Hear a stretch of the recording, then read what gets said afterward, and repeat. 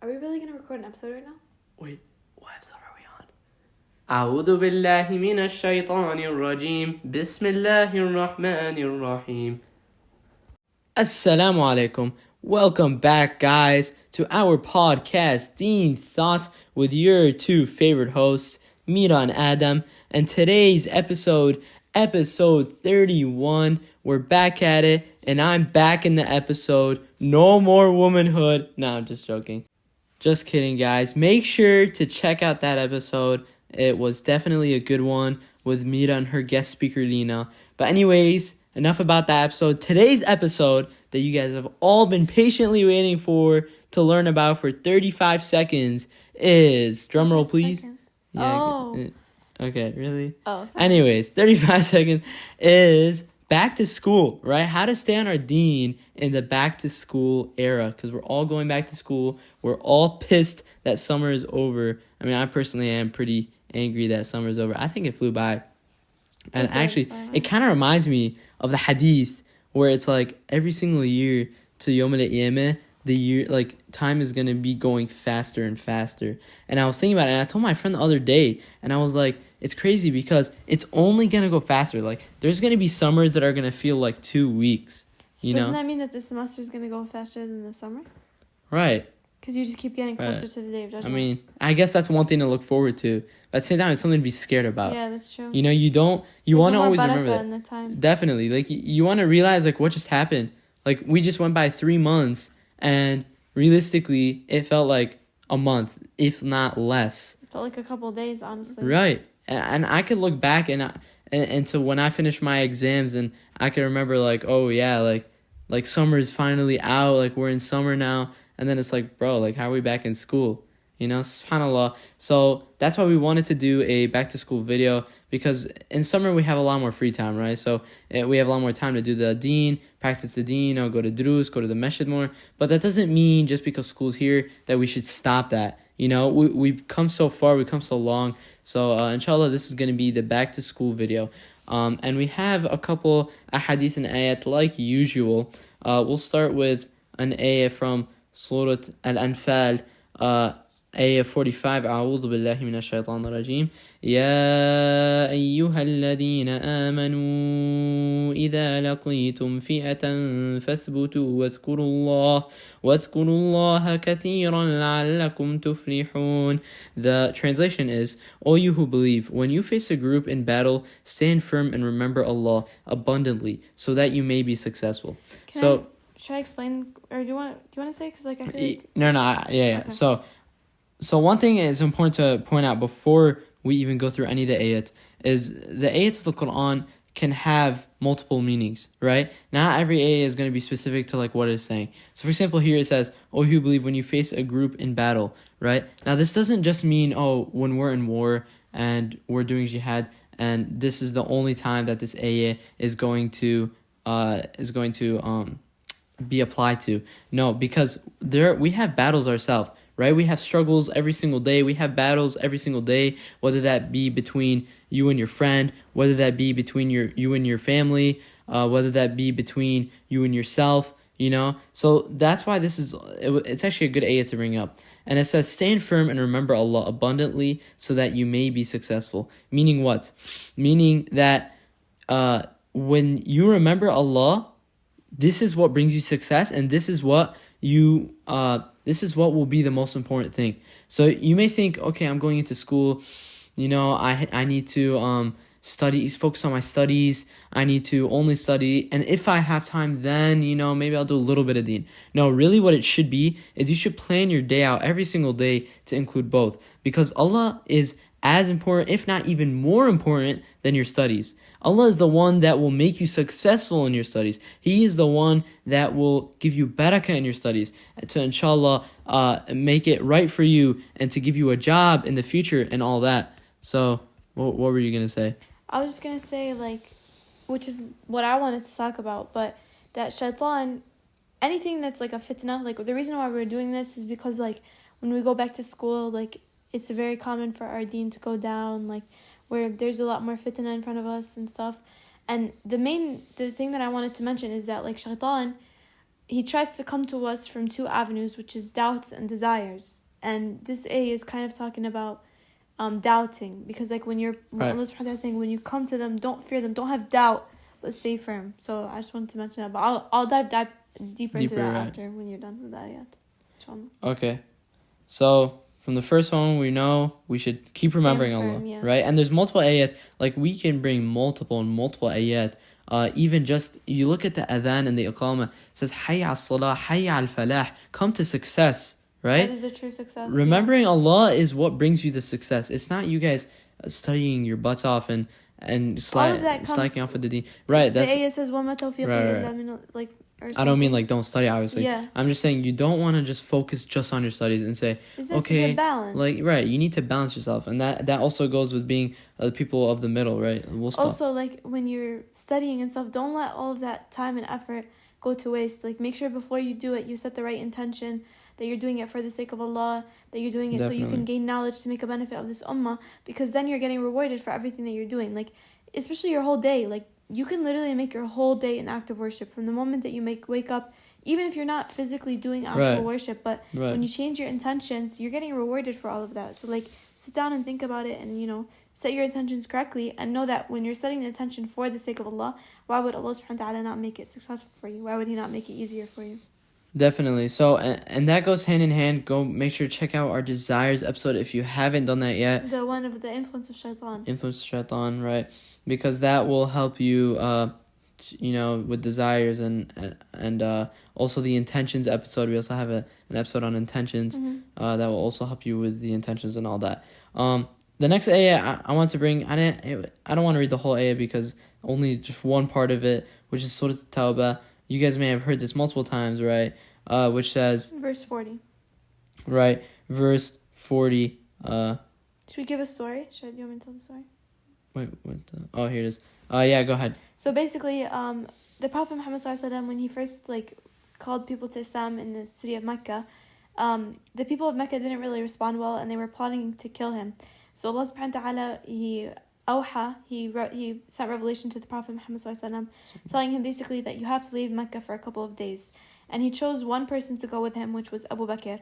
And they traveled that night in a way that was very secretive. It was very well plotted and planned to make sure that the Prophet Muhammad ﷺ and Abu Bakr wouldn't be caught.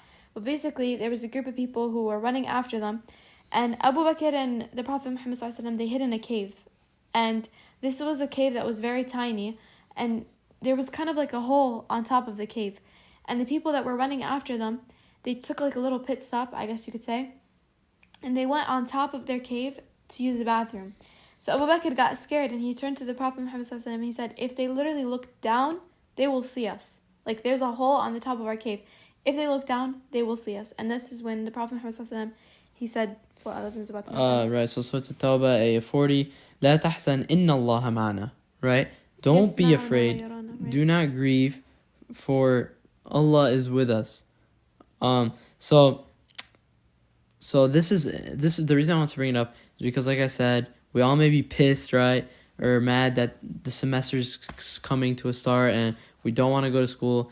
But it's more than just that, right? Because a lot of people are going to college and they may be moving away and they're alone. And there are always those times where you're just gonna be sitting there and you'll be like wow, You're never truly alone. You're never truly alone. That's what you need to remember. لا تحزن إن الله معنا. Indeed, Allah is with you, no matter the situation, right? He's with you on every single step of the way. Okay, and that's another thing to go with desires. He's always with you. How are you going to? And one thing actually that one time I was telling someone is, how are you going to be shy of the people but not shy of Allah? They say that's shirk. That's right. Form of shirk. Like it's like when you want to do sometimes when we want to practice our Deen and our Islam, but we get shy of the people. Like, oh, this person's watching that I'm doing salah. And I'm pretty sure I brought this up before. But how are you not going to be shy? Rabb al-Alameen is watching you when you do a bad deed. That's a belittling to Allah. Right. You're not fully understanding who He is. And that's why they say it's a form of shirk, because you didn't worship Allah subhanahu wa ta'ala the correct way. We talked about that a lot in our Haya episode. So if anyone wants to get more of that, make sure you check out that episode. Multiple episodes. You guys got to watch all of them. Literally, actually, I was just about to mention that. Go back and listen to all the other episodes. It's I know probably most of you guys listen to them already, but it's nice to listen back to them, especially if there's a topic in specific that you want to like hear again. But Adam, you mentioned a good point about like how Allah subhanahu wa ta'ala, we're never alone, and like this ayah where it says like لا تحزن إن الله معنا.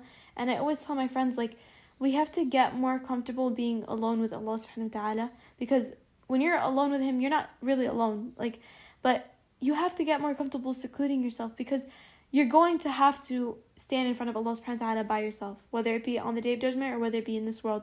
So we need to get more comfortable with Allah, being alone with him, secluding ourselves with him, where a conversation just becomes natural. Like you're in anywhere, like you're in the middle of a shopping center or you're in the middle of campus, and you just need to tell Allah subhanahu wa ta'ala something, and you just say it. You don't even like, right. It's like informal, but it's formal at the same way. When you get comfortable with Allah subhanahu wa ta'ala like that in this world, then inshallah your conversation with him in the next will be comfortable as well. Inshallah. Okay, so let's go to the next ayah, inshallah. It's a lot we're like branching off a lot, I know, but it's really all relevant because of, you know, like what's happening, like you're going back to school, right? But it's all this is like relevant, inshallah, to help us to stay on our deen. So the next ayah is Surah Al-Ankabut, I believe ayah 69. بعد أعوذ بالله من الشيطان الرجيم بسم الله الرحمن الرحيم والذين جاهدوا فينا لنهدينهم سبلنا وإن الله لمع المحسنين. The translation, and those who strive for us, we will surely guide them to our ways, and indeed Allah is with the doers of good. Once again, you know, it's this concept of stay with Allah, stay with the remembrance of Allah, stay in ibadah, stay, because this is what brings you true success, this is what brings you true guidance, this will be, you know, so Allah is with the doers of good, right? So Allah is with those who stay on his path, Allah is with those who make salah, go to the masjid, and if Allah is with you, then who can stop you? That's one thing we need to understand, you know, we like go around about our days thinking that we are really something and that we are the ones that have accomplished things. But realistically, guys, think about it seriously. Who is the one who gave you everything that you have right now? Right. Only from Allah. Everything you have is from Allah. Your success from Allah. 100%. Right? Anything you have. So you can't, and when Allah is with someone, no one can stop him. But when someone is without Allah, he cannot be like guided or anything. Yeah. Also, like you were saying, like the verse is saying like فَلَنَهْدِيَنَّهُمْ سُبُلَنَا, like you're saying how like you have to be in a constant remembrance of Allah. Like it kind of goes back to the point that you just mentioned about like how can you do something when Allah is by yourself, but like not do it in front of people. If you're constantly in ibadah, like if, for example, like you're constantly remembering Allah, you're doing dhikr, salah, Quran, listening to lectures in your free time, not letting a second out of your day go to waste. If you're in the constant remembrance of Allah, how are you going to fall into a sin? You're always aware of Allah subhanahu wa ta'ala. Like it's a safety net when you're in a constant ibadah, when you're keeping your tongue moist with dhikr, you're listening to something all the time, you're conscious of Allah, you're building up that taqwa daily, that inshallah you'll have a strong irada to right. fight these temptations and these desires to not fall into that which is haram. Right, inshallah. So once again, just the remembrance of Allah, you know, how do we strive, you know, it's always to remember Allah. And these like ayat, they should really scare us to our core, right? To inshallah, to stay on the path. Let's go to the next ayat, inshallah. This one is just the beginning. Just the beginning. So to Al Imran, the first two lines. Yeah. Okay. Verse 60. What verse is it? 103. Oh, verse 103. Okay. Al Imran. أعوذ بالله من الشيطان الرجيم. واعتصموا بحبل الله جميعا ولا تفرقوا واذكروا بنعمة الله عليكم إذ كنتم أعداء فألف بين قلوبكم فأصبحتم. That's just like to the half of the ayah. But basically that like half that we want to talk about is, and hold firmly to the rope of Allah altogether, and do not become divided, and remember the favor of Allah upon you. So subhanAllah, actually, it's like a metaphor, right? Hold firmly to the rope of Allah, you know? That rope is the Quran and the Sunnah.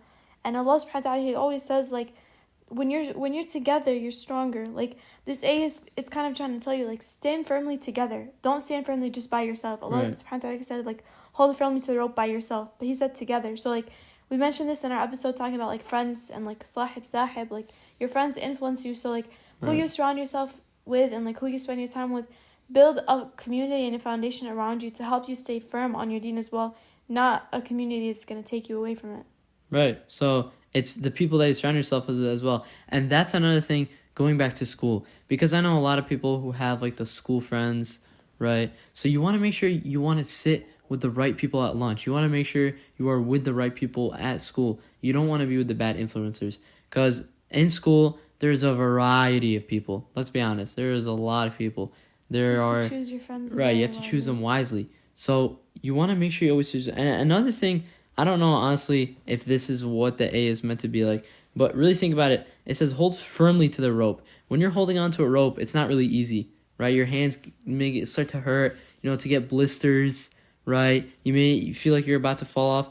Like, once again, I'm not interpreting the ayah, but I'm just saying, like, it's kind of like a good metaphor to think about. Yeah, I could use any other word. You could use any, but he said firmly to the rope. Allahu alam, what Allah meant by that. But I just feel like when I was reading it, like, I just kind of interpreted it this way, like subhanAllah, like, holding a rope, it's not easy. Like, you wanna let go. Really, when you wanna let go when you're, and imagine, like, you're on a cliff and you're holding, like, a rope and you're, like, sliding, but, like, it hurts, like, the rope hurts you.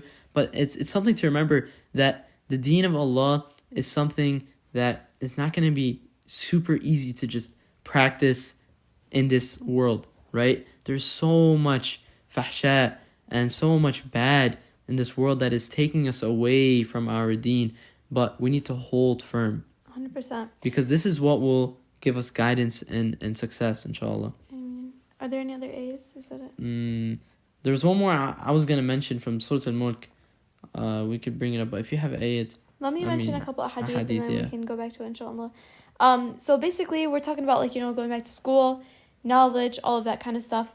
So I want to mention a little bit on like the importance of knowledge. So Allah subhanahu wa ta'ala, when He says in the Quran that He turns to those in repentance who made mistakes when they were in the state of ignorance. I'm not sure what ayat is, but it's from an ayah in the Quran. And Allah subhanahu wa ta'ala, He mentioned specifically that He turns to those who made a mistake, and He mentions in the state of ignorance. And the scholars, they take a benefit from this, that when you make a mistake in front of Allah, or you make a mistake to Allah and you fall into a sin, it's out of a state of ignorance, in the sense that you didn't know something was haram and you did it. Or you knew, but you didn't truly understand the power of Allah. You didn't truly understand that Allah subhanahu wa ta'ala is al-Jabbar, al-Mutakabbir, al-Ali, al-Azim. So when you're lacking this knowledge of who Allah subhanahu wa ta'ala is, that's what causes you to fall into mistakes. And that's why Allah subhanahu wa ta'ala, He places such importance and such virtue for anyone who gains knowledge, both secular and Islamic. A little bit more emphasis on the Islamic knowledge, but gaining secular knowledge is also something that's very important. And I know, like Adam was saying, like, we get annoyed when we go back to school and it's really hard and it's tough, but we need to look at it from more of a positive aspect, that we actually have the opportunity to go out and lift ourselves from this ignorance, to go and gain an education that a lot of people are dying for and a lot of people don't have the opportunity for. So just to set the right intention, to be more thankful for what Allah subhanahu wa ta'ala has given us, that we're able to uplift ourselves from this state of ignorance. And like I mentioned from before, when you set the right intention, if you're doing something for the sake of Allah, why is it that we believe that Allah subhanahu wa ta'ala won't make us successful? Like, the reason we're going out to gain knowledge and, like, is to be a benefit to the Muslim Ummah. Like how we mentioned before in the episode when we were talking about womanhood, everyone has a role to play within the society, and you're following the role that Allah subhanahu wa ta'ala has chosen for you within the society. So why, if you're doing it in a way that's pleasing to Allah, would He not make it successful to you? Like, Allah subhanahu wa ta'ala, He's in our aid, and He loves us, and He wants to help us as well. But also, it's a very important that, going off of that, like, someone was giving me a metaphor one time. They were saying, like, the companions at the time of the Prophet Muhammad ﷺ, they used to wear a crown. Their crown was this dunya, and they were like the iman. If ever they felt like their iman was falling into stake, they would take off their crown of the dunya and focus on themselves. But for us, sadly, it's the opposite. Our crown is our deen, and our body is our dunya. We throw off our crown of deen whenever we need to, just to focus on our dunya. Like, we say, oh, I can't study, I have to take an exam. Oh, I usually read Quran, but I'm getting too busy. I'm just getting so stressed out. Like, I don't have enough time to read Quran. You can't throw your crown of the deen. You can't make the deen your crown. You are your deen. Like, it has to be the most important thing. And know that the minute you throw it out the window and you start compromising on your deen, Allah subhanahu wa ta'ala is going to take away that tawfiq and that success from your studies. Because that's not the reason that we were created. Allah subhanahu wa ta'ala says, وَمَا خَلَقْتُ الْجِنَّ وَالْإِنسَ إِلَّا لِيَعْبُدُونَ. And the minute you start deviating from that path, Allah subhanahu wa ta'ala will put things into your life to bring you back. So we can't throw it off. We have to trust Allah, but at the same time balance it. Your deen comes first and your studies come second. Definitely.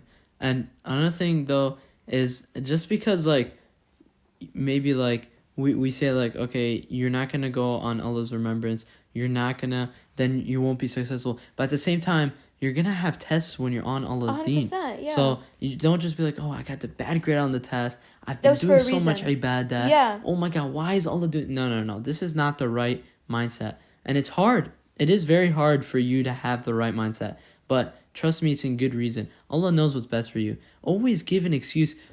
Oh, I got a bad test. I got a bad grade on my test, but Allah had a reason for it. Maybe it's because He was showing me something, or maybe this, so you don't want to always blame it on the bad, but blame it on the good. Be happy always and be content with what Allah has given you. Another thing is dua. Dua is huge, especially in time of school, for Allah to remove anxiety, for Allah to help you get better grades, for Allah to always make you content with what you get. Even with like salah, right. Like Allah subhanahu wa ta'ala, He says like the salah, there's it's like a piece of comfort for us especially.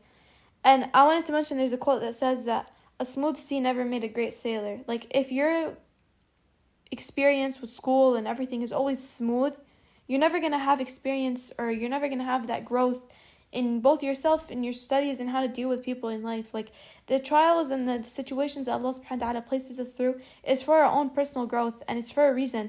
And you just have to trust Allah subhanahu wa ta'ala. Says like, مَكَرُ وَمَكَرُ اللَّهُ وَاللَّهُ خَيْرُ الْمَاكِرِينَ. Like, you might plan to do something in your life, but Allah subhanahu wa ta'ala doesn't make it go your way, but He takes you to a different path. But you just have to trust that it was there for a reason. And there's a hadith that mentions that all of the affairs of a believer are positive. If it's something that's negative, it hires its ranks or it forgives his sins. And if it's something that it's positive, it's good for him. Like, you have to look at everything from a positive perspective and know that whatever it is that you're going through, Allah subhanahu wa ta'ala is rewarding you, either directly because it's a good thing or indirectly because we see it as a negative, but in reality it's actually something that's good.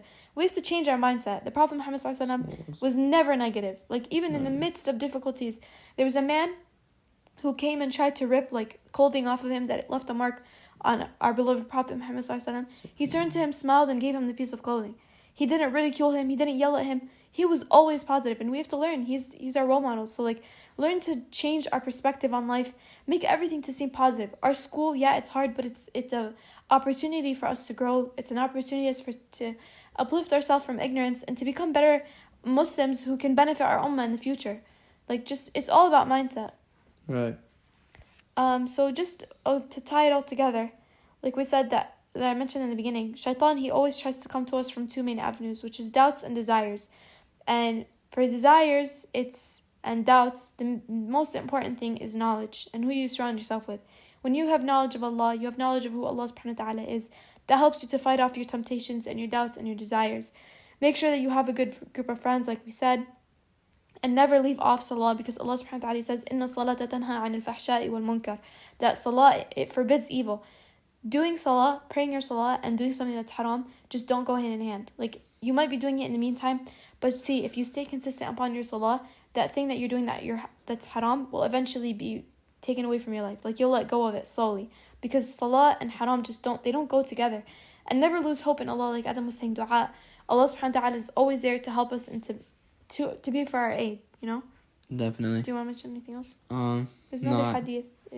Okay, one more thing before we tie it all together. All right. I mentioned this in the beginning of the summer. It was in the episode called It's Getting Too Hot in Here.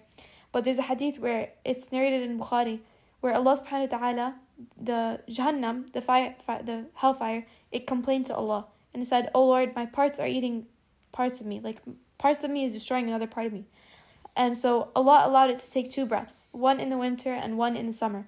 The breath in the summer is at the time when you feel the severest heat, and the breath in the winter is at the time when you feel the severest cold. So just remember, Allah subhanahu wa ta'ala says, إِنَّ فِي اخْتِلَافِ اللَّيْلِ وَالنَّهَارِ لَآيَاتٌ لِأُولِي الْأَلْبَابِ. Like, in the transition of the day and the night and the seasons and everything, and our situations, like going from school to summer, there's in it a sign for those who have true people of understanding. Like the fact that we had a good summer and now we're transitioning into school, we're transitioning into seasons, we have to sit and think that this is a sign from Allah subhanahu wa ta'ala that nothing is ever consistent. We're here in this world, but this world is just like a stepping stone. Our world is never going to be consistent. Our situation, our state of mind, it's never going to be consistent. But the only thing that will ever stay the same is Allah subhanahu wa ta'ala. And one of Allah subhanahu wa ta'ala's name is what is it? The one where it's like subhanahu Dayan. They say like subhanahu Dayan. Like Allah subhanahu wa ta'ala, well, everything changes but Allah. Allah will always stay the same. His deen will always stay the same.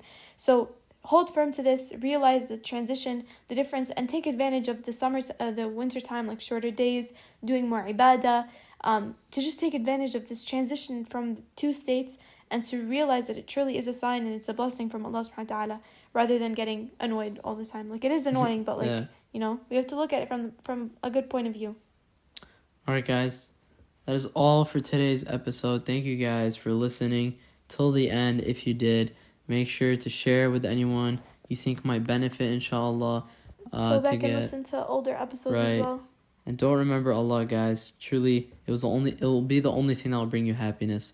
I promise you that. They say whoever has Allah has everything, and whoever doesn't have Allah has nothing. Right. All right, guys. Thank you guys for listening. Assalamu alaikum.